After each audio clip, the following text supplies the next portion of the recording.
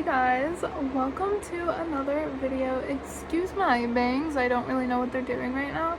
I need to get a haircut. Like, my hair is long, like look at that, that's my rib cage. Anyway, we are talking about Does It Hurt by Carlton. I finished this book last night. Let's talk about it.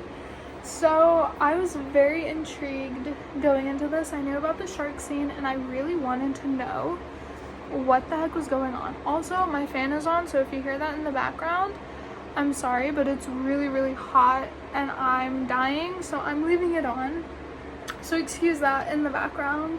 Just ignore it, because without it I would be sweating bullets. Anyway, I was not expecting what I read. It was low-key a little thriller towards the end, which I appreciate, and I was kind of hoping we would get like a thriller element to it. It just wasn't what I was expecting. And let's get this out of the way. I rated it 4 stars. It is good. I liked it. Not my favorite thing I've ever read, but it was good. I also was just kind of comparing it to Cat and Mouse, which you shouldn't do. Don't do it. They're totally different, not even the same like universe.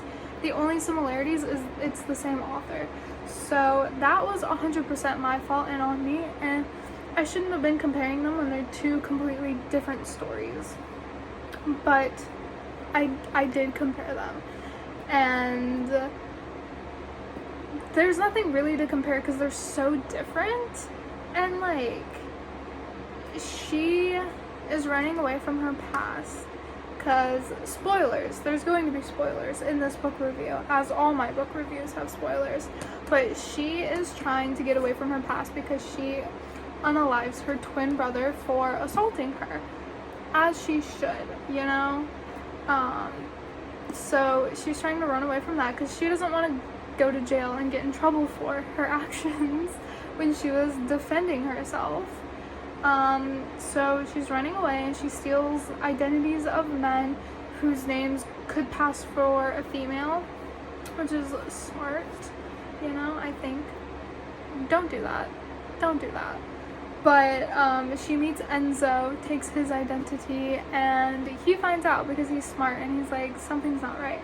And then they end up shipwrecked. The shark scene happens, which it happened a lot sooner than I expected, but in a way there's 2 shark scenes. But the one that everyone talks about, I'm pretty sure, is the first one, which happened way sooner than I thought it was going to.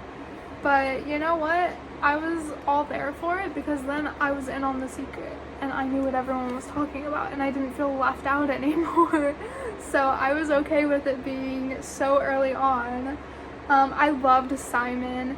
He was so adorable, such a sweet character, and the fact that he gave her her tattoos was just like, I have tattoos. I have this one. It's really hard to see. This moth, and then I've got a turtle on my ankle. I want to get more tattoos. I love tattoos.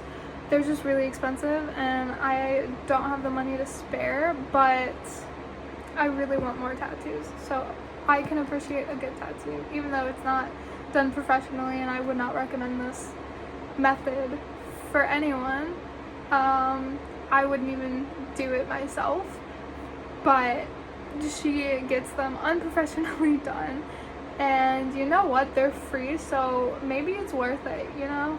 I don't even think she got infected by it. Like, the tattoo didn't get infected at all, which kind of shocked me, especially since while it was healing, they were in the ocean shipwrecked, and a lot of stuff can happen in that situation.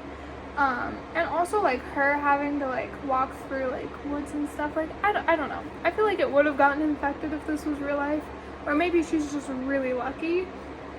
But anyway, I loved Simon. He was my favorite character, even though we don't see a lot of him. And then Sylvester gave me such creep vibes from the beginning. I knew something was off. That little twist at the end, I am sad to say that I called it. I knew it.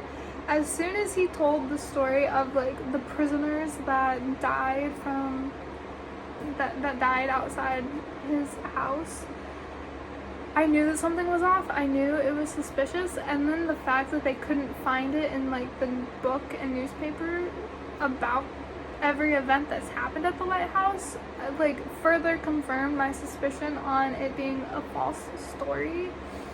And I knew that it was either Trinity or like Casey that was upstairs, and I was like, maybe it's all three of them, because who knows what happened to like Raven, his wife. He ended up killing her, unfortunately. But you know, I knew that one of those girls, if not all of those girls, were trapped up where the light is. I knew it. I just knew it in my gut, and I called it.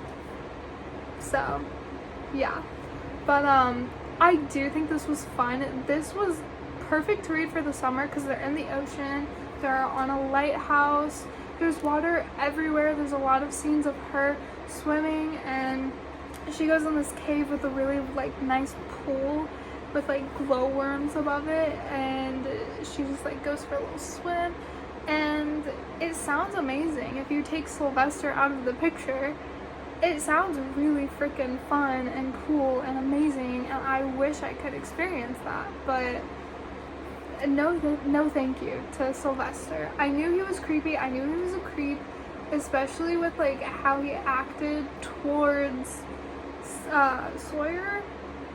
I did not like any of their interactions. They just felt creepy, and like Sylvester was just trying to get closer to her, and it was just really creepy.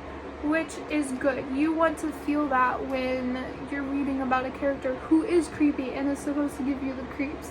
So this was a really good book. Just because it's not a 5-star doesn't mean it was good. I'm trying to be a little harsher on my ratings because I've been giving a lot of books 5 stars that probably shouldn't have a 5-star. So I'm trying to like lessen my 5 stars and save those for the ones that keep me up at night for good and bad reasons. Like If You Had Been With Me is always going to be a 5-star, and then Good Girl's Guide to Murder, always going to be a 5-star. Like that whole trilogy, I loved it. So a 4 from me is pretty dang good, and this is a 4. This was really good. This was really fun. I had a little bit of a reading slump in between, just because it had nothing to do with the book or reading. I just was dealing with a lot of stuff, and things got really chaotic. As always, apparently this year's just been crazy. So I didn't have a whole lot of energy to read, and then also my sleep schedule I'm starting to fix. I got up at 7 a.m. yesterday. Be proud. And I got up at like 9:40 today, which isn't as good, but it's better than sleeping in until noon. So I will take it. I'm going to try to wake up at 7 again tomorrow, because I think 7 is like the time for me to wake up and join the world. I think anything before that is too early for me personally, but I admire those people who get up at 5 a.m. every day, but that could not be me. Anyway, back to the book. It was really good. I really liked it. It was fun. It was a little spooky. It kept you guessing a little bit, and like my only complaint is the ending. I wish that they didn't get married. I'm sorry. I love that they're happy. I love that they got that happy ending, but I wish that the epilogue didn't be like, yeah, we're married now and living life, and Simon and Trey were the witnesses to our elopement and all that. I just wish that they left it where it was. Or if I was kind of hoping that we would get more with the cops towards the end, when they go to the cops and Sawyer kills Sawyer and becomes Trinity, but then like gets her name back. I wish that they had like Sawyer reading the news about her brother or something to like really close that chapter for her, instead of her just getting married and starting over. I wish that, I don't know, maybe that's just me, but I wish we had something more about what went on with Sawyer and her brother Kevin. personally, I wish that it ended with a little bit more of like closure on that.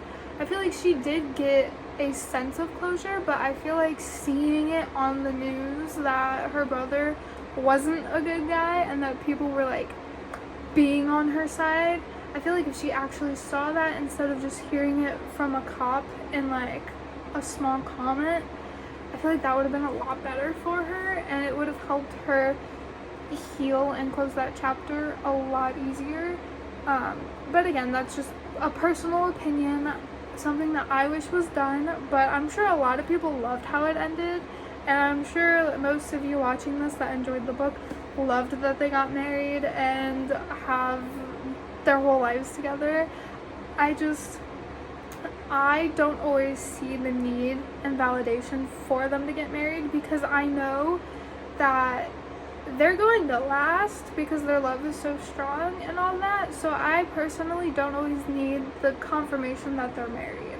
But I get that a lot of people love to see that happy ending, and a lot of authors like putting that in their books, and there's nothing wrong with it. It's just personal taste.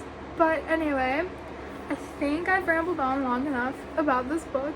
This was really good, and I do recommend it to anyone who is interested. I do think this is tamer than Haunting Adeline, so if you want to get into dark romance but you're a little scared, I would maybe start with this. This might still be a little intense, but read the trigger warnings, and if you feel like it's too much for you, then find something else and you don't have to read it. But I do think that this would be a lot better to read before Haunting Adeline. I made the mistake of reading Haunting Adeline first, and it's not really a mistake because I loved that book. And I love this book, so it worked out. But again, this one was more tame, so I would maybe start with this one and like ease your way into it. I think that's like the proper way to get into dark romance, not just diving in head first like I did. But you know what? It all ended fine, so what do I know? But yeah, I don't know. This was good. This was a 4-star, and I'm done. So I hope you guys enjoy your day, and I will see you guys next week with another video. Bye!